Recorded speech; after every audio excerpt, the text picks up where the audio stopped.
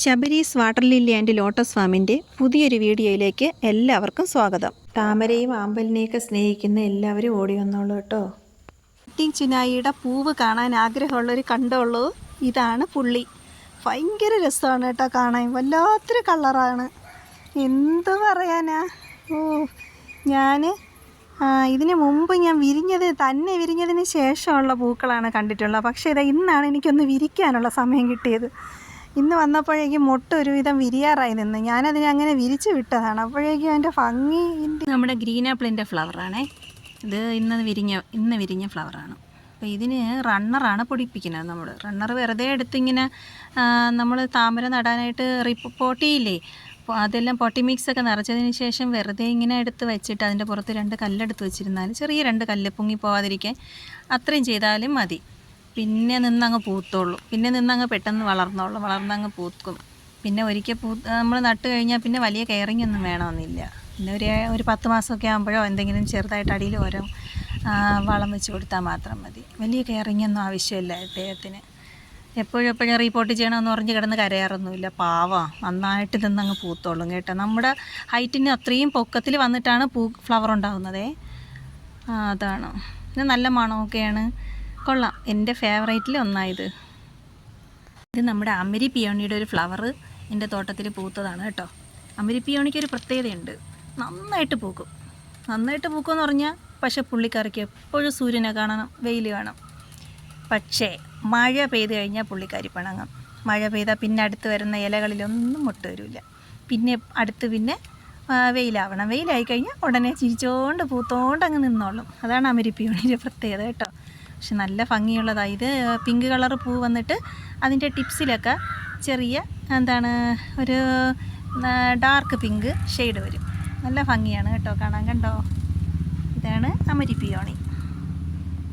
Japanese ഓറഞ്ചിൻ്റെ ഫ്ലവറാണ് കേട്ടോ.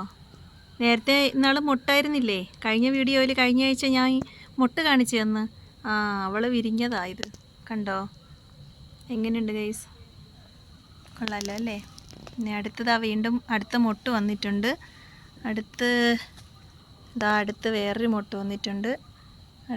വീണ്ടും ഇതിൻ്റെ ഒരു കുഞ്ഞ മൊട്ട് വന്നുകൊണ്ടിരിക്കുന്നു. ഇതൊക്കെ നല്ല സൈസായിട്ട് വരും ഇനിയുള്ള മൊട്ടുകളൊക്കെ കേട്ടോ. ഇത് നമ്മുടെ കഴിഞ്ഞ ആഴ്ച കാണിച്ചിരുന്ന ഐശ്വര്യയുടെ കുഞ്ഞു മൊട്ട് വളർന്ന് നല്ല വലുതായി. ഇനി ഒരു മറ്റന്നേക്കെ ആകുമ്പോൾ വിരിയുമെന്ന് തോന്നുന്നു കേട്ടോ. പിന്നെ ഇളയ ആൾ അടുത്ത് വന്നിട്ടുണ്ട്. പിന്നെ അതിനേക്കാളും ഇളയാൾ ഇരിപ്പുണ്ട് കണ്ടോ. അങ്ങനെ ഒരു റൗണ്ടായിട്ട് വന്നുകൊണ്ടിരിക്കുക. അപ്പോൾ ഇനി വിശേഷങ്ങൾ പറഞ്ഞു നിന്നാലേ വീഡിയോ ഒത്തിരി ലെങ്തായി പോകും കേട്ടോ. അപ്പോൾ ബാക്കി വിശേഷങ്ങളൊക്കെ നമുക്ക് അടുത്ത വീഡിയോയിൽ ഞാൻ കാണിച്ചു തരാം. ഓക്കെ, അപ്പോൾ നമുക്കിനി അടുത്ത് സെയിലിനുള്ള ട്യൂബേഴ്സ് കാണാൻ പോകാമേ. ഓക്കെ, ഇത് നവമിയുടെ ട്യൂബറാണേ ഇന്ന് കൊണ്ടുവന്നിരിക്കുന്നത്. നവമിയെക്കുറിച്ച് അറിയാമല്ലോ. നല്ല വലിയ പൂക്കളും നല്ല തിക്ക് പെറ്റൽസും ഒക്കെ ആയിട്ട് നല്ല സൈസായിട്ട് പൊങ്ങി വരുന്ന പൂവാണ്. നല്ല ഭംഗിയുള്ളതാണ് കേട്ടോ. നിറയെ പൂക്കുകയും ചെയ്യും. ഒരു ചെറിയ ട്യൂബർ വെച്ചപ്പോൾ ഒരു 18 പൂ വരെ കിട്ടിയിട്ടുണ്ട് കേട്ടോ. ഇതിൻ്റെ വില 180 ഇത് 150. അടുത്തത് 120, 120. അടുത്തത് ബോങ് ട്യൂറ്റിൻ്റെ ട്യൂബറാണ്. ഇത് ഒരു ബൗൾ ലോട്ടസാണ്. നിറയെ പൂക്കൾ തരും. നല്ല വൈറ്റ് ക്രീം കളറുള്ള പൂക്കളാണ് കേട്ടോ. നല്ല പെറ്റൽ കൗണ്ടൊക്കെ ഉണ്ട്. കൊള്ളാം. നന്നായി നല്ല എല്ലാവർക്കും ഇഷ്ടപ്പെടും. ഒരു മുല്ലപ്പൂ പോലെയൊക്കെ ഇരിക്കും. നിറച്ച് പെറ്റൽസൊക്കെ ഉണ്ട്. നടുക്ക് ചെറിയ പെറ്റൽസൊക്കെ നിറയെ വരുന്നതാണ് കേട്ടോ. അപ്പോൾ ഇതാണ് ഇതിൻ്റെ വില 150. ഇത് 150. ഇത് 120. ഇത് 120.